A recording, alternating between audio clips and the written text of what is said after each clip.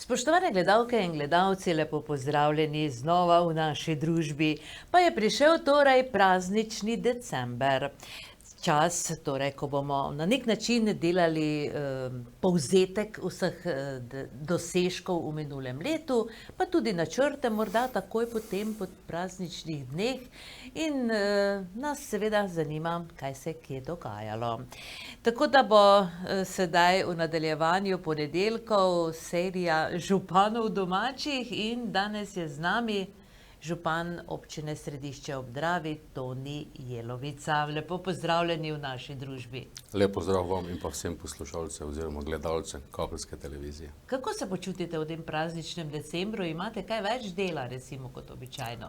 Ne, kot vsako leto je konec leta bolj sproščajoče, to pomeni, da so se projekti zaključili oziroma se zaključujejo in tako se tudi pripravljamo za naslednje leto. No, v Središču ob Dravi ste tudi že prižgali lučke, ne? 1. decembra, tako kot pri nas v Ormožu, je že vse lepo ukrašeno.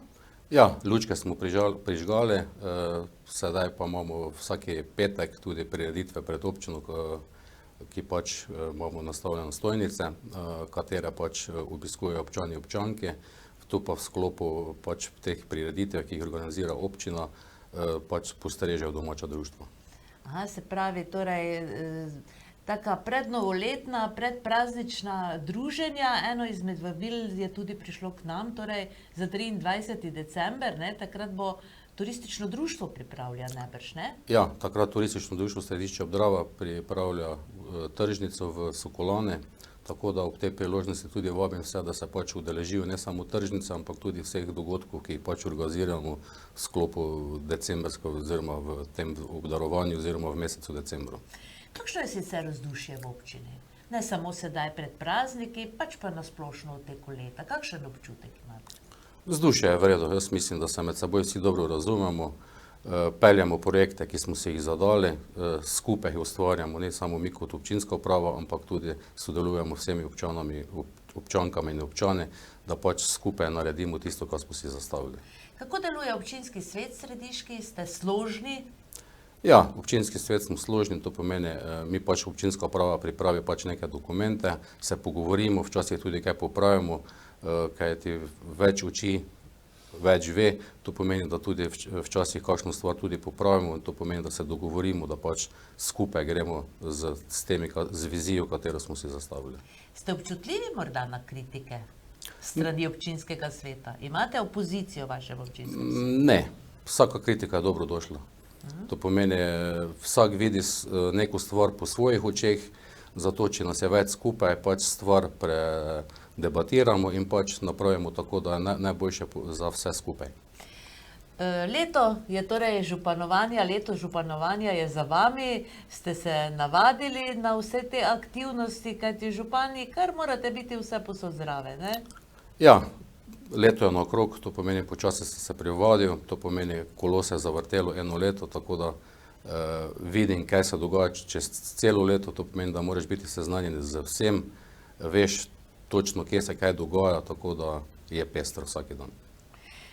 Kako pa družina vaša, recimo, vse to gleda na to, da najbrž ste malo doma, ne? Malo manj, torej. Ja, dejstvo je, da smo malo manj sem doma, dosti je tudi dogodkov, kateri so čez vikende, ki se jih pač moraš kot župan udeležiti, vendar urejamo stvari, tako da je za vse primerno urejeno. No, zanimivo je tudi, da vas kar videvamo tudi na prireditvah in dogodkih v Ormožu, torej sodelujete. Kako gre sodelovanje z recimo sosednjimi občinami? Ja, res je, kot sem že sam povedal, moramo vse občine sodelovati, to pomeni združevati se, povezovati, ne samo v svoji občini, ampak tudi z drugimi občinami, kajti razpisi, ki prihajajo, se pač moramo združiti skupnimi močmi in lažje nastopimo in tudi lažje pol dobimo te investicije, za katere smo se dogovorili, da bomo jih pač peljali v naslednjem letu. Kako pa funkcionira skupna medobčinska uprava? V redu, pač tiste pristojnosti, katere imam, nam pač oni dopolnjujejo oziroma se dopolnjujemo z vsemi, to pomeni z redarstvom in pa skupno občinsko upravo, tako da sodelujemo zelo dobro. No, to je lepo slišati, ne? No, ena izmed takšnih investicij oziroma velikih projektov, ki ste ga torej skupaj s občino Ormož peljali in tudi s občino Sveti Tomaž je torej bila rekonstrukcija vodovodne naprave, ne? Šlo je za velik projekt. S kakšnimi odstotki je sodelovala občina Središče ob Dravi? S kakšnim odstotkom? Ja, občina Središče je pri tej investiciji sodelovala malo več kot 8%, to pomeni, ta investicija se začela v letu 2021 in končala 2022. Del plačila je tudi zapadlo v letu 2023, tako da smo tu sodelovali pri skupni vodi, to pomeni skupni vodi, kateri imamo skupaj z občino Ormož. To pomeni, ki so se pač obnavljale neke vodovodne cevi, katere so bile stare več kot 50 let, in pa rekonstrukcija obstoječih vodohramov, to je na Humu, v Pušnicah, katere imamo skupne transportne poti z občino Ormož. Konkretno torej ni bilo neke obnovljenega samega vodovoda na območju vaše občine? Ne, v tej fazi ne. Pripravljena je tudi naslednja faza, to pomeni gradbeno dovoljenje pridobljeno, v katerem je zajeto 46 km novega voda in pa 11 rekonstrukcij obstoječih vodovodov. V tej perspektivi oziroma v tej fazi, ki se pač pridobile gradbeno dovoljenje, pa je tudi nekaj več zajetega, sama zamenjava cevovodov obstoječih in pa priključkov na novih. To pomeni, da projekt se nadaljuje potem na nek način, ne? Ja, ta projekt se je zdaj zaključil, upam, da je v naslednjem letu razpis in takrat bomo se tudi prijavili, vse 3 občine, da pač dokončamo tisto, kar še je ostalo. V tisti perspektivi oziroma v naslednjem letu pa upamo, da pač pridobimo ta razpis oziroma sofinanciran del v čim večjem odstotku, to pomeni, da čim manj sredstev damo lastnih sredstev in takrat, da se tudi nekaj več delalo v občini Središče ob Dravi. Kako je sicer težak, no? V kakšni višini je torej težak vaš proračun občine Središče ob Dravi? Predlog proračuna, ki ga imamo sedaj v obravnavi, je težek malo več kot 3 milijone. To pomeni, da letos ne pričakujemo nobenih zadolžitev. V primeru, da pa dobimo kakšen razpis ugoden, pa se bomo takrat tudi odločili, če bomo ga sprejeli, če je visoki odstotek sofinanciranja, takrat pa se bomo pač tudi zadolžili za tiste lastna sredstva. Torej ste kar na preži, ne, kar se tiče razpisov državnih in evropskih, najbrž, ne? Ja, res je, razpisi so vsaki mesec, tako da dobimo najavo mesec dni prej, tako da vidimo, kakšen je procent pač soudeležbe, katerega moramo mi zagotoviti in takrat se tudi odločimo, če bomo šli v to investicijo ali ne. To pomeni, da je treba kar dobro računati, ne? Imeti dobro računico, da se spelje vse to, rekla. Ja, to je res, gledimo pač, stremim pač k temu, da bi pač tekočo leto, tako kot smo se ga nekako zastavili, tudi izpeljali, glede na razpisov, tako ne vemo, kaj da se zgodilo in takrat, če se že na kakšen razpis prijavimo, pač upamo tako, da bi pač ta lastna sredstva, katera imamo, malo porazporedili in da se pač ne bi zakreditirali in da bi večinoma probali rešiti brez kakšnih kreditov oziroma z lastnimi sredstvi, katere imamo čez tekoči proračun. To pomeni, da si točno torej razporedite sredstva in imate najbrž neko rezervo, ne, če bi slučajno se torej kakšno... Ja, neka rezerva obstaja, z tisto rezervo pač razpolagamo oziroma pač na te razpise, kateri pač bodo v naslednjem letu, se tudi pač probali prijaviti oziroma kandidirati. Kateri projekt pa pravzaprav štejete za največji dosežek v minulem letu? Najbrž ureditev, ne, obrtne cone Lipje? Ja, kot ste sami omenili, smo letos zaključili to poslovno cono Lipje. To je bilo pač sofinancirano v višini 442 tisoč evrov. Celotna investicija je bila malo manj kot 700 tisoč evrov. Ta sredstva smo pač dobili na razpisu. To je pač en velik izziv bil, da smo pač pridobili sredstva. Če jih ne bi pridobili, bi mogli pač zagotoviti lastna sredstva. Tako da smo samo lastna sredstva vložili 254 tisoč evrov, ostalo pa je šlo preko kohezije. Kako daleč ste torej z to obrtno cono? Ja, to za prvo fazo smo zaključili. To pomeni, pripravljamo že drugo fazo. Vložili smo gradbeno dovoljenje, tako da upam, da bomo v naslednje leto, tako januara in pa februarja, pridobili gradbeno dovoljenje za drugo fazo in pričakujemo kak je razpis za obmejna območja, s katerim bi se pač prijavili z tem projektom, da pač nadaljujemo še tisto, kar še nam je ostalo. To pomeni, da interesenti torej za nakup parcel se že pojavljajo ali so že morda v tem torej ekonomsko-poslovni coni? Ja, v prvi fazi tako so bile parcele tudi že pokupljene, v drugi fazi so neki interesenti oziroma pobudniki. Dejstvo je, da ta razpis, na katerega smo pač prijavili, zemljišče pač prodaja Sklad kmetijskih zemljišč. To pomeni, da oni morajo dati objavo in takrat so tudi ti možni potencialni investitorji imajo, kako bi rekel, priložnost, da se pač prijavijo na nakup zemljišča in takrat tudi začnejo postavljati kakšne objekte oziroma privabljati tudi gospodarstvo, da se pač tudi na tem področju malo širimo in da bi se tudi tam prebivalstvo pri nas ustavilo, tako, da ne bi več tako padalo število, kot je do sedaj. S tem, ko pač privabljamo gospodarstvo, s tem se tudi prebivalstvo poveča oziroma da ne bi več tako stagniralo in to pač en krog, kateri se pač mora zaključiti. Kakšno pa je sicer, kakšni so trendi, kar se tiče demografskega stanja v vaši občini? Število prebivalcev pada ali odhajajo, so tukaj? Večji del prebivalstva je starejši po populaciji, prebivalstvo upada ne v tako velikem številu kot v drugih občinah. Upamo, da bi ta trend zaustavili s tem, da pač privabljamo nove investitore, kateri bi pač pridobili nova delovna mesta in s tem, kot pač pridobimo nova delovna mesta, upamo, da tudi katerega tudi privabimo, da pride k nam in si prične ustvarjati kakšni dom ali pa dom, kjer bi lahko prebival in s tem tudi število prebivalcev s tem tudi narašča posledično. Seveda zato verjetno tudi ne vlagate kar veliko v razvoj vsega, kar se tiče občine. No, sredstva ste namenjali, še morda eno vprašanje, predtem imate kakšen privilegij, recimo, glede na to, da ste obmejna občina na nivoju države, torej? Ne, konkuriramo vsi kot vsa ostala, mogoče bo kakšen razpis v drugem letu pač namenjen za obmejna območja, takrat bi tudi imeli tudi kakšno večjo možnost, da pač pridobimo kakšna sredstva, drugače pa smo enakovredni med vsemi občinami. Nimate torej nobene plus točke zaradi tega? Zdaj trenutno v teh razpisih ne. Pa bi si želeli najbrž, se vam zdi to krivično, glede na to, da imate najbrž dodatne probleme, ki jih druge občine nimajo? Ja, dejstvo je, bili bi bolj pomembni, če bi bili, kot ste sami rekli, privilegirani. To pomeni, da če se prijavimo na kakšen razpis, da bi dobili kakšne dodatne točke, kajti kot sami vidite, vse gre v mesta, oziroma se vse centralizira, po drugi strani pa je podeželje prazno in upamo, da bomo pač privabili kakšnega novega občana, kateri se bi iz mesta preselil na vas, kajti tu so čisto drugačne navade, kot so recimo v mestu. Problem je tudi cesta, povezava do avtoceste, to pomeni do Ptuja.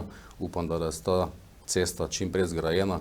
Gradbeno dovoljenje je pridobljeno v drugi fazi, tako da samo še manjka gradbeno od Markovec do Ptuja. Upam, da se to čim prej reši in da se ta cesta čim prej spravi v promet. To pomeni, da bomo lahko mi čim prej prišli do Ljubljane v čim krajšem možnem času. No, kaj pa potem od Ormoža do središča? So tam tudi kakšni načrti? Ja, tam je tudi načrt, pripravlja se dokumentacija za rekonstrukcijo glavne ceste G1, to pomeni od začetka Obreža do središča, to je v dolžini 4,4 km, to pomeni ta cesta se bi obnovila in pa rekonstrukcija obstoječega pločnika se bi razširil, to pomeni, da bi bila kak mešana cona za pešce in kolesare.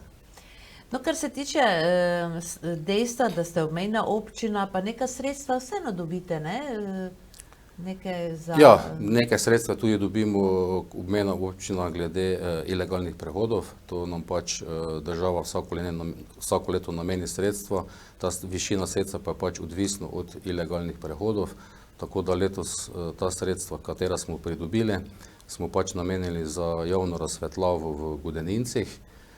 En del se je že naredil, nekaj da se še letos, ostali del drugo leto, kajti tam je bilo tudi omrežje zelo slabo in smo se pač z Elektrom dogovorili, da gremo skupaj v skupno investicijo, to pomeni, Elektro polaga kablje v zemljo, mi pa tudi dajemo zraven to javno razsvetljavo, to pomeni, da bomo pač obnovili svojo javno razsvetljavo v naselju Godeninci. No, zanimivo je, višina teh sredstev skrivnost ali nam jo lahko zaupate? Ne, višina sredstev vpada, to glede na število pač teh migrantov, kateri ilegalno prehodijo mejo, tako da smo v letošnjem letu dobili 63 000 evrov, eno leto prej pa je bila višina 103 000 evrov. To pomeni, da je to natančno torej odvisno od števila teh prebežnikov. Ja, točno tako. No, človek, ko tako laično razmišlja, bi si jih želel čim več, ne? Torej. Ja, to je dejstvo, vendar stremimo k temu, da bi bilo teh ilegalnih prehodov čim manj, oziroma da jih sploh ne bi bilo. To pomeni, da bi pač naši občani in občanke bili varni, tako da ne bi več se po noči dogajalo, da bi pač ti ilegalni imigranti hodili čez ta naša naselja, ker je to pač razpršeno podeželje in prebivalcev je starejše in tudi se včasih malo bojijo, ne samo za sebe, ampak tudi za svojo družino in vse ostale. Se je zgodil morda že s tem v zvezi kakšen incident? Ne, trenutno pač, kateri pridejo, pač ilegalno prestopijo in pač grejo pač tiste svoje poti, katere so si pač zadali. No, leto, ki se izteka, je bilo dolgo po eni strani, ne, po drugi strani pa zelo kratko. Pa bi nas vseeno zanimalo, kaj vse se še torej dogajalo, kar se tiče investicij v vaši občini. Ja, med temi večjimi investicijami je kot prva bila investicija to poslovna cona Lipje, potem se je zaključil vodovod, katerega smo še tudi del plačila je zapadlo v letošnjem letu. Pol smo se prijavili na en razpis za obnovo sanitarij v telovadnici, tu smo bili uspešni, 50% smo dobili sofinancirano, vrednost je bila 115 000 evrov. To so eno tri take investicije, katere so malo večje, pa so še tudi zaključile druge investicije, recimo s kolesom v šolo, ki se je postavila kolesarnica pred šolom, potem je bil razpršeni hotele, v kateri smo pač pripravili zloženke oziroma promocijski material za turiste in pa za destinacijo Jeruzalem-Ormož, v kateri smo bili v sklopu vseh treh občin, ki smo se prijavili prek projekta LAS. Potem smo tudi za Dravo se ureja interpretacijska točka in pa ITK oprema, katera bo nameščena v prostorih občine. Vrednost tega je 120 000 evrov, od tega je 20 000 lastnih, ostalo je z projekta. Potem so še takšne manjše investicije, kot so recimo ureditev stanovanj na Bregu, postavitev konfinov v glavni cesti, to je pri bloku in pa trgovini Tuš. Tu je pač problem bil, ker so pač avti se parkirali na pločnik in pa zato niso mogli učenci varno pot v šolo imeti, tako smo dobili strani inšpektorov, pač nam je naložila odločbo, da se pač to mora zavarovati, da je ta prostor namenjen za pešce. Drugače so še tudi druge investicije, recimo zaključili smo tudi z garažo na Strasu, poleg teniškega igrišča smo priklopili na javno infrastrukturo, tu je tudi bila na pripravah teniška igralka Polona Hercog, upam, da se letos vrne, in pa še drugih takih manjših stvari, katere smo sproti urejali, to so tudi ceste, javne poti, uredili smo tudi potok Črnec, ki je tudi v mesecu maja poplavljal v dolžini več kot 1 kilometer, in pa intervencijsko se je uredil tudi del vodotoka od gasilskega doma do Trške ulice, sedaj pa se še tudi ureja vodotok v tem mesecu od Slovenske ceste pa do Trške ulice. To pomeni tako, da je vodotok večinoma v vsej dolžini urejen, razen še nam ostane za drugo leto od gasilskega doma proti splavnici, to je mimo oljarne, in pa takrat bi se tudi spravili na tudi druga dva potoka, še to je Bobot v Obrežju, od istoka, ki je pri železniški postaji, čez središče Grabe in pa Obrež, in pa mogoče še en del Črnca v zgornjem delu. No, to pomeni, da vam dela ni zmanjkalo, ne? Ne, dela ne zmanjkalo. No, sedaj pa še v načrtih, ne? Tako ob novem letu si radi delamo načrte in nas seveda zanima, ne? Kaj bo se dogajalo v letu 2024? Imate torej kaj posebnega v načrtu? Ja, posebnega imamo v tem, da pač to dokumentacijo pripravljamo za vodovod, potem je druga faza poslovna cona Lipje. Uredili smo vso dokumentacijo za OPN, to pomeni podrobni prostorski načrt, nadaljuje se tudi OPN, smo tudi dobili hidravlično-hidrološko študijo, to pomeni, da lahko nadaljujemo z postopkom. To smo pridobili v 6 mesecih, kar je zelo hitro glede na druge občine. Sprejeli smo tudi lokacijski načrt Trate, to pomeni, da lahko tam začnemo pripravljati si projekte za izgradnjo atletske steze s pomožnim igriščem. In pa v proračunu imamo tudi nakup stare vage, to je bilo še eno stanovanje, katero smo stanovalko preselili na Breg. Občina je več kot polovični solastnik, tako da smo se sedaj z lastniki dogovorili, da odkupimo še ta del stavbe in v bližnji prihodnosti upam, da bomo tu zgradili novi poslovno-stanovanjski objekt, to pomeni zdravstveni dom, lekarna in pa kakšna stanovanja. No, to je pa zanimivo. Najbrž si tudi obetate kakšna sredstva, ne, posebna za ta namen, ali boste? Ja, pričakujem, da v tem letu, ki pač prihaja, da si pač uredimo lastništvo, pridobimo gradbena dovoljenja, tako da, če bi bilo vse po sreči, bi v konec drugega leta ali pa v začetku 2025 tudi se na kakšen razpis prijavili in da bi to stvar tudi iz papirja spravili na teren oziroma da bi pač ta stavba stala. No, zanimivo. Imate morda kakšen časovni načrt glede te stavbe? Ne, zadali smo si, da bi v naslednjem letu uredili papirje, če pa še bi kaj več, pa bi bilo že to vse, že, kako bi rekel, nekaj več, kot smo si sami pričakovali. Pač tam bomo probali se prijaviti na kakšen razpis za stanovanja, to pomeni, da bi uredili socialna ali pa profitna, to bi pač se mogli prilagoditi na razpisu, katerega bo pač pristojna ministrstva razpisala. No, neka idejna zasnova ureditve te zgradbe pa najbrž je, ne? Torej kaj, koliko stanovanj? Ja, idejna zasnova se pripravlja, to pomeni, da objekt bi naj bil v 2 etažah. V prvi etaži bilo okoli 200 do 250 kvadratov, v drugi etaži pa bi bila stanovanja. Prvi cilj nam je, da odkupimo to, takrat pa bomo že tudi imeli verjetno idejni načrt, ki bomo ga tudi predstavili, tako da računamo nekje od 2, 3 ali pa 4 stanovanja. No, tako da bo to vseeno velika pridobitev, ne? Kakšno pa je pravzaprav povpraševanje po stanovanjih v središču? 2 bloka sta, ne? Ja, ta 2 bloka sta večinoma v privat lasti. Je nekaj starejših hiš, katere so prazne, tudi nekaj parcel. Upamo, da bomo še probali urediti najti kakšna zemljišča, ki bi pač uredili za gradnjo kakšnih individualnih hiš. Trend pa je sedaj, ne samo pri nas, ampak tudi drugod po celi Sloveniji, da se iščejo stanovanja, katere so že narejena. To pomeni, da zgradiš in odkupiš. Odkupiš. Zgradijo in odkupiš, ne? Ja, oziroma zgradiš in prodaš, ne? Tako je, ja. No, zanimivo, tako da dogajanj vam ne bo zmanjkalo, kar se tiče prireditev, verjetno občinski praznik, ne? V mesecu aprilu, kot običajno.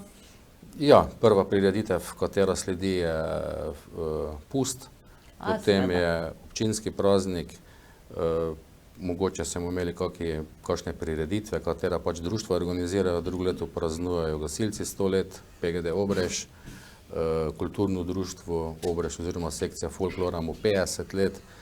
Nadaljevali bomo s tem, kot smo letos začeli, tudi z tradicijo martinovanja, ki smo ga nekoč imeli. Potem imamo praznik Buč, ki je v septembru. To pomeni, da se dogodki dogajajo vsaki mesec nekaj za vsakega. Tako, ne, najprej pa torej skok v novo leto. Boste imeli kakšno silvestrovanje v središču? Ne, za letos ne planiramo. Letos smo pač središki advent uredili tako, da je vsaki petek se dogaja pred občinsko stavbo. To pomeni, v sklopu teh prireditev pridejo domača društva, nas malo pogostijo, občane in občanke, zato vabim še enkrat, da se še tudi drugi udeležijo in vidijo, kaj se dogaja v središču. Imamo trg okrašen, v sklopu tega je tudi še bazar, katerega prireja osnovna šola, ki bo v telovadnici, potem turistično društvo v Sokolani prireja tudi božični bazar. Imamo tudi za najmlajše prihod Dedka Mraza, to je pomeni za predšolsko in pa za prvi razred, ki bodo v Sokolane. Tako da bo lepo ostale dni decembra. Ja, to Tako, pomeni, gospod župan Toni Jelovica, želimo vam seveda uspešno novo leto, najprej sam skok, potem pa naj se vam torej realizira, uresniči vse to, kar ste povedali. Upam, da nisva nič pozabila, ne? Kaj takšnega, ki bi še zanimalo vaše občane, ne? ja, mogoče kakšna manjša investicija, katera me sedaj ušla z glavo. Edino, kaj še mi je ostalo, kot sami veste, so letos bile nenormalne vremenske razmere. Ja. To pomeni, v maju so nam zadele prve poplave, pri nas tako ni bilo hudo kot v zgornjem delu Slovenije. Po majskih poplavah smo imeli točo, katera tudi kmetijske površine, sedaj pa se je pojavila problem, ki pri vsaki malo večji pretok reke Drave nam poplavlja kmetijska zemljišča, ki so na južni strani občine. Tako da smo se večinoma v lanskem letu ubadali z temi stvarmi. No, vsekakor pa pri vseh teh dosežkih novih načrtov, verjamem, da nas boste povabili, ne, da pridemo zraven. Sigurno. In da se znanimo, torej, tako vaše občane, kot vse ostale. Tako ostalo nam je torej samo še sedaj v tej oddaji, da voščite, ne, svojim občanom. Tako da, gospod župan Toni Jelovica, beseda je vaša. Spoštovane občanke in občane, v koncu leta se obračam k vam z iskrenimi željami in voščili. Želim vam prijetne, mirne praznike, polne ljubezni, topline in sreče. Naj bo vsak trenutek v krogu družine in prijateljev poln veselja in radosti. Skupaj bomo preživeli leto, polno izzivov in uspehov. Zato si želim zahvaliti vsakemu posamezniku in skupnosti za vaš prispevek k razvoju naše občine. Skupaj smo zgradili trde temelje za prihodnost, kjer se lahko razvijamo in napredujemo. V letu, ki prihaja, vam želim obilo zdravja, osebne rasti in zadovoljstva. Naj vam bo vsak nov dan izziv za doseganje novih ciljev, skupaj pa bomo gradili boljšo skupnost za nas in za prihodnje generacije.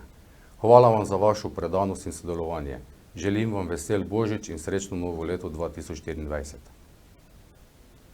Tako, hvala lepa za te lepe besede v imenu vaših občanov, vse te lepe želje pa so gotovo namenjene tudi vsem, ne? Tako. Ja, te želje so ne namenjene samo naših občankam in občankam, ampak tudi vsem ostalim, kateri pač gledate oziroma poslušajo kabelsko televizijo.